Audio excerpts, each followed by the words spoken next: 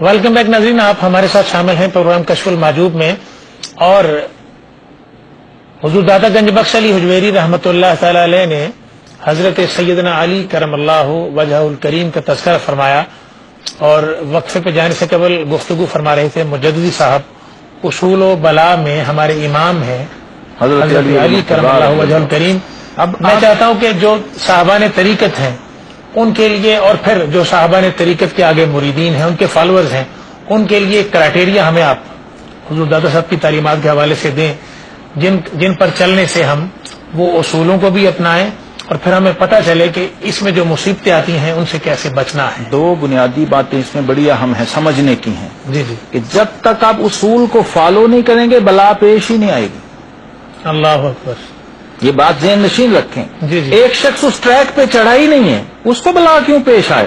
اس کے پاس اے سی چل رہے ہیں، قالین بچھے ہوئے ہیں، اعلیٰ صوفے ہیں، دن رات مزے لوٹ رہے ہیں عیش و عشرت میں۔ اللہ اکبر، جب تک آپ شیر خدا والے وہ جو بوریا تھا ٹاٹ کا، جب تک اس پہ آپ لیٹے نہیں ہیں، جب تک آپ نے کسی یہودی کے باغ میں مزدوری کی نہیں ہے، جب تک آپ نے اپنی تلوار لے کر چوک میں کھڑے ہو کے آواز نہیں لگائی کوئی ہے جو اس کو خریدے، کیونکہ علی کے پاس اب اظہار پہننے کے لیے بھی، خریدنے کے لیے بھی پیسے نہیں ہیں۔ اللہ اکبر، اللہ حضرت شیر خدا علی المرتضیٰ کرم اللہ وجہ الکریم، جن کے گھر میں سیدہ کونین اور مخدومہ دارین سیدہ فاطمہ الزہرا رضی اللہ عنہ جیسی زوجہ ہوں، جن کے بیٹے حسنین کریمین رضی اللہ عنہما جیسے ہوں، اور وہ مزدوری کر کے یہودی کے باغ میں 18 کھجوریں لے کے، فی وہ جو ڈول نکالتے ہیں کنویں سے ایک کھجور ملتی تھی، 18 ڈول نکال کے 18 چھوارے اور کھجوریں لے کر گھر آ رہے ہیں، یہ ان کی کل متاع ہے۔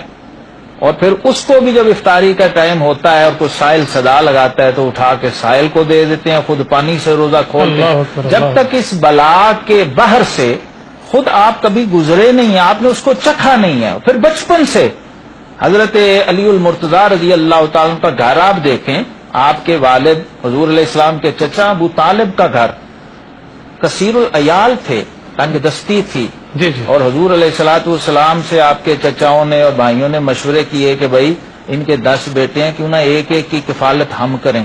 تو حضور علیہ السلام نے حضرت علی کو اپنی کفالت میں لے لیا تھا، اللہ اکبر، اور حضرت علی المرتضیٰ نے زہد، فقر، قناعت، تقوی، رضا، یقین، یہ سب حضور علیہ الصلوۃ والسلام کے دامن کرم سے لیا۔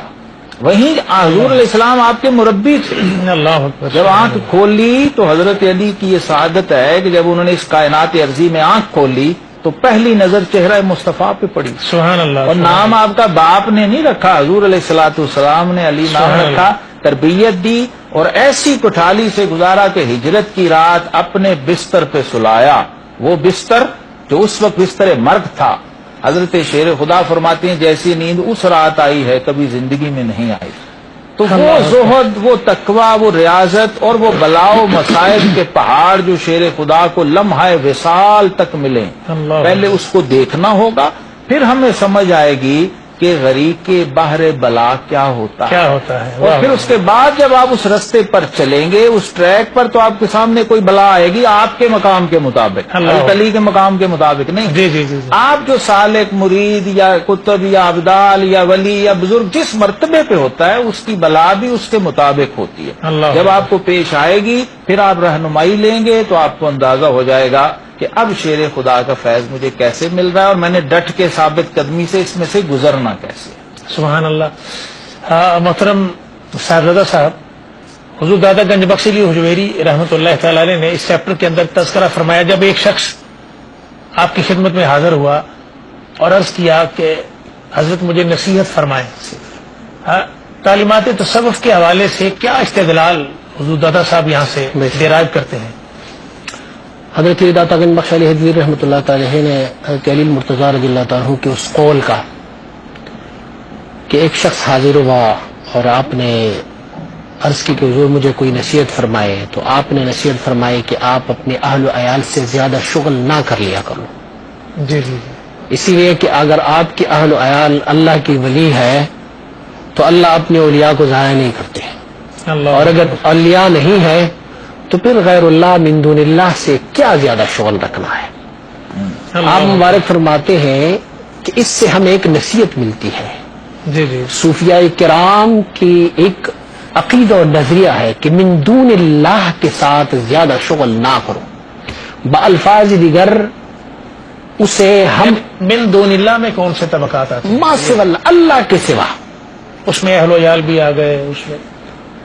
صوفیاء کرام نے اس کو ایک اور طریقے سے بھی حل کیا. جی جی فرماتے ہیں چیز دنیا از خدا غافل شدن نی قماش و نقرہ و فرزند و زن. فرماتے دنیا کیا ہے جو اللہ تجھے رب سے غافل کر دے. اللہ اکبر اللہ اکبر. پیسے مال دولت اور بیوی دنیا نہیں ہے. ہر وہ چیز جو تجھے اپنے رب سے دور کر دے وہ تمہارے حق میں دنیا ہے. واہ چاہے علم ہے, چاہے صوفیت ہے, چاہے زہد و تقوی ہے, لیکن وہ تجھے اور تمہارے رب کے درمیان حائل ہو جائے وہ تمہارے حق میں دنیا ہے. جو تجھے اپنے رب سے دور کر دے غیر ہے وہ. وہ غیر ہے. لیکن دیکھیں مال کی محبت, اولاد کی محبت, بیوی کی محبت, ہر وہ چیز جو تجھے رب سے قریب کر دے وہ تمہارے حق میں دنیا نہیں. اللہ اکبر اللہ. دیکھیں اب تمہارے پاس اگر مال ہے تو مال کا تجھے ایک فائدہ یہ ہے کہ تجھے سید المرسلین کی روضہ اقدس تک پہنچانے کا ایک ذریعہ ہے. جی جی مال ہے تو تجھے فی سبیل اللہ انفاق کا ایک ذریعہ ہے.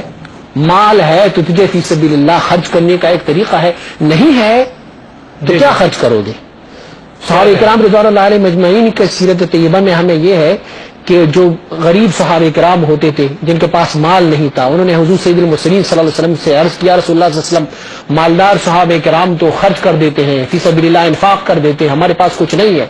حضور سید المرسلین صلی اللہ علیہ وسلم نے فرمایا آپ ہر نماز کے بعد 33 مرتبہ سبحان اللہ پڑھ لیا کریں, 33 مرتبہ الحمدللہ پڑھ لیا کریں, 34 مرتبہ اللہ اکبر پڑھ لیا کریں, آپ کو ان مالداروں سے زیادہ ثواب ملتا جائے گا. سبحان اللہ سبحان اللہ. مالداروں نے یہ سن لیا, انہوں نے بھی شروع کر لیا.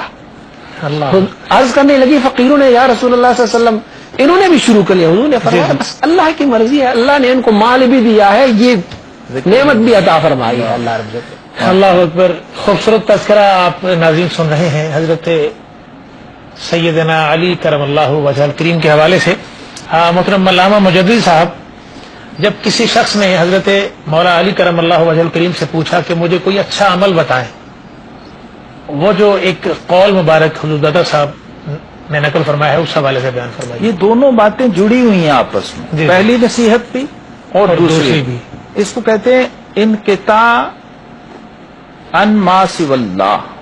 اللہ ما سوی اللہ سے یوں کٹنا کہ ادھر مخلوق میں شامل ادھر اللہ سے واصل. یہ ہم نے سمجھنا, کیونکہ رسول اللہ صلی اللہ علیہ وسلم کی سنت مبارکہ کو سامنے رکھنا ہے. اور یہاں ایک شبہ کا اور ایک اشکال کا ازالہ بھی میں کرتا جا رہا ہوں, وہ یہ کہ لوگ سمجھتے ہیں کہ صوفی ترک دنیا کے درس دے رہے ہیں, صوفیہ روحانیت کی بات کر رہے ہیں. یہ اور بات انہی اکثر ہمارے باتوں معاشرے میں ہاں، کی جاتی ہے. ان صوفیاء باتوں کے کو حوالے سے. سن کر لوگ غلط فہمی کا شکار ہو جاتے ہیں. جو تصوف سے ناآشنا ہے, جو روح طریقت اور روح روحانیت سے ناآشنا لوگ ہیں اور ناواقف لوگ ہیں, وہ صوفیاء پر ایک بڑا پرانا یہ الزام ہے کہ جناب یہ تارک دنیا ہو جاتے ہیں. یہ کہتے ہیں سب بال بچے گھر بار چھوڑ کے نکل جاؤ. تصوف یہ نہیں کہہ رہا. تصوف کیا کہہ رہا ہے؟ وَاذْكُرِ اسْمَ رَبِّكَ وَتَبَتَّلْ إِلَيْهِ تَبْتِيلًا. اللہ اپنے رب کے اسم کا ذکر کر اور ہر ایک سے کٹ کے اسی سے جڑ جا. اب یہ قرآن ہے, ہر ایک سے کٹ کے اس سے کیسے جڑا جائے؟ رسول اللہ صلی اللہ علیہ وسلم کا اسوہ حسنہ دیکھیے, لَقَدْ كَانَ لَكُمْ فِي رَسُولِ اللَّهِ أُسْوَةٌ حَسَنَةٌ. تو حضرت علی نے اس شخص کو کہا کہ غناء القلب باللہ تعالی, اللہ اکبر. دل کا ہر ایک سے کٹ کے اللہ سے جڑ جانا, یہ ہے بہترین عمل اس دنیا کے اندر. کہ تم رہو تو دنیا میں, لیکن کیسے رہو دنیا کے اندر, کس طرح رہو؟ دیکھ لیں اس کو حل کیا حضرات صوفیاء نے کہ اللہ تبارک و تعالی کے ساتھ تعلق کیسے رکھنا ہے, دنیا میں بھی رہنا ہے. کیونکہ ہمیں حضور علیہ السلام کا اسوہ یہ ہے کہ دنیا کے اندر رہنا ہے. النکاح من سنتی فمن راغب عن سنتی فلیس منی, یہ ساری رہنمائی ہے معاشرت. جی جی اب جی. کیا کریں, صوفیاء کہتے ہیں کہ تو دنیا میں رہ, دنیا تجھ میں نہ رہے. اللہ اکبر. کیسے؟